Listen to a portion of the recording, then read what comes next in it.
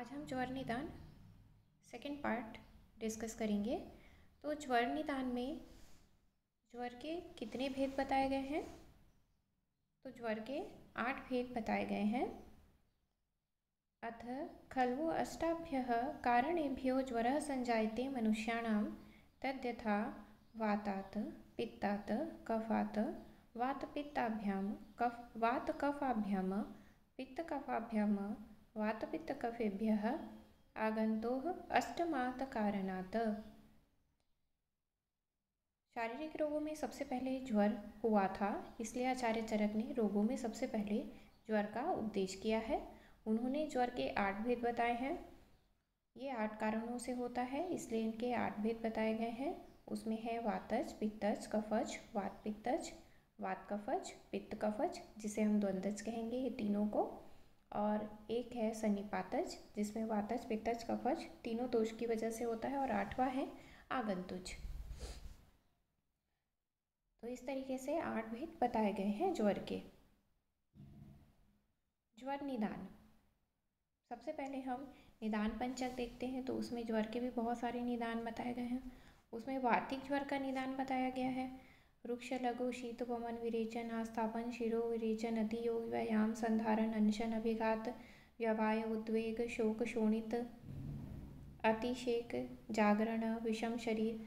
तो अलग अलग दोषानुसार अलग अलग निदान बताए गए हैं, जिसमें वार्तिक ज्वर का निदान रुक्ष, लघु, शीत, आहार विहार, वमन विरेचन, आस्थापन, वस्ती या शिरोविरेचन का अतियोग, अत्यधिक व्यायाम, वेग संधारण, चोट लगना, इन सभी कारणों को बताया गया है। ज्वर की संप्राप्ति देखेंगे तो ज्वर की संप्राप्ति में आचार्य ने बताया है, स यदा प्रकुपितः प्रविश्यम आमाशयम उष्मना सह मिश्रीभूयाम आहारम परिणाम धातुम रसानाम अन्यवेद्य रसस्वेदवहानि श्रोतांसि विधाय अग्निमुपहत्य पक्तिस्थानात् उष्माणं बहिर्निर्यस्य केवलं शरीरम अनुप्रपद्यते तदा ज्वरम अभिनिवर्त्यति। दैट मीन्स जो जितने भी कारण बताए गए हैं जिनकी वजह से वात दोष कुपित होता है, वह जब अमाशय में जाता है तो अमाशय की उष्मा से मिलकर आहार के पक जाने पर बना हुआ पहला रस नामक धातु से मिलकर, क्योंकि जब कभी भी आहार का पाचन होता है तो सबसे पहले रस धातु का निर्माण होता है। तो वह जो दोष है वो रस धातु के साथ मिलकर रसवाही और स्वेदवाही स्रोतसों में अवरोध उत्पन्न करता है।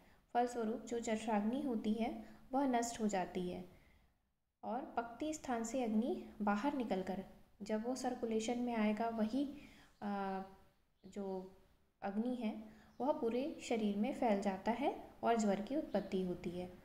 तो बेसिकली यहाँ पर आमाशय या अग्नि के स्थान जो पक्वाशय है, तो आमाशय में ही ऊष्मा जो है वहाँ से आहार पकता है, वही ऊष्मा जो है वो डिस्टर्ब हो जाता है। इसकी वजह से ज्वर की उत्पत्ति होती है।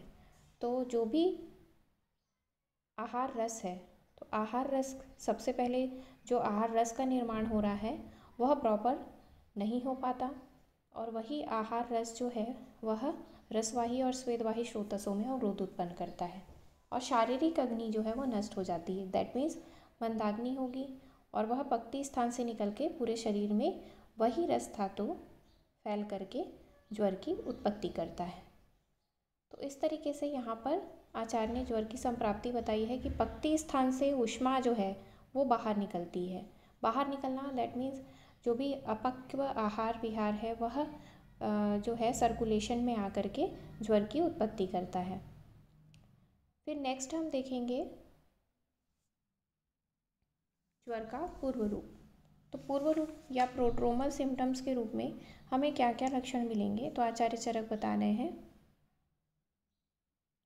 तस्येमानि पूर्वरूपाणि भवन्ति तद्यथा मुखवैरस्यं, गुरुगात्रत्वम्, अनन्नाभिलाषा, चक्षुषो आकुलत्वम्, आश्वागमनं, निद्राधिक्यम्, अरति, जिह्वा, विनामः, वेपथु, श्रम, भ्रम, प्रलाप, जागरण, रोमहर्ष, दन्तहर्षः, शब्द, शीत, वात, आतप, असहत्वं, सहत्वम्, अरोचक, अविपाको, दौर्बल्यम्, अंगमर्दः, सदनम्, अल्पप्राणता, दीर्घसूत्रता, आलस्यम्, उचितस्य कर्मणो हानिः, प्रतिपदा स्वकार्येषु गुरूणां वाक्येषु अभ्यसूया बालेभ्यो प्रद्वेषः स्वधर्मेषु चिन्ता माल्यानुलेपनं भोजनं परिक्लेशनं मधुरेभ्यः भक्ष्येभ्यः प्रद्वेषः आम्ललवणकटुप्रियता च इति ज्वरस्य पूर्वरूपाणि भवन्ति।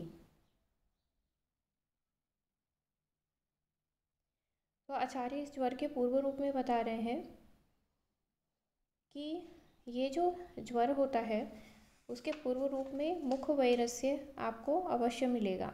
मुख का वैरस्य अर्थात मुख का जो टेस्ट है वह चेंज हो जाता है यानी बदल जाएगा। मुख का स्वाद फीका अनुभव होगा।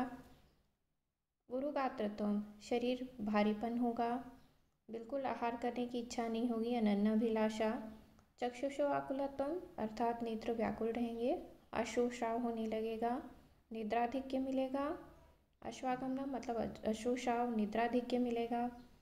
अरति अर्थात बेचैनी महसूस होगी।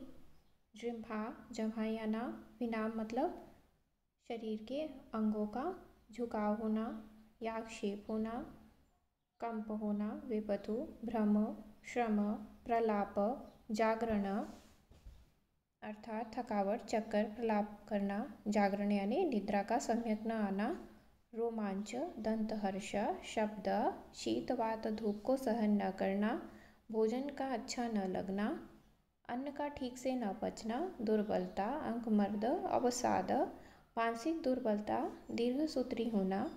आलस्य उचित अर्थात अभ्यस्त कार्यों को ठीक से न करना। अपने प्रत्येक कार्य को विपरीत करना और अपने श्रेष्ठ व्यक्ति के उचित वाक्यों में भी दोष देखना या उन्हें न मानना। बालकों से द्वेष होना। बालेभ्यो प्रद्वेषः बोला गया है, ये भी ज्वर के पूर्व रूप में मिलेगा। और अपने नित्य नैमित्तिक धार्मिक कार्यों के विषय में न सोचना। पुष्प की माला का धारण, चंदन, उत्तम भोजन, ये सब क्लेशदायक होना और अच्छे भोजन से द्वेष करना। खट्टा नमकीन और कटु वस्तुओं में प्रेम रखना, ये सभी ज्वर के पूर्व रूप हैं।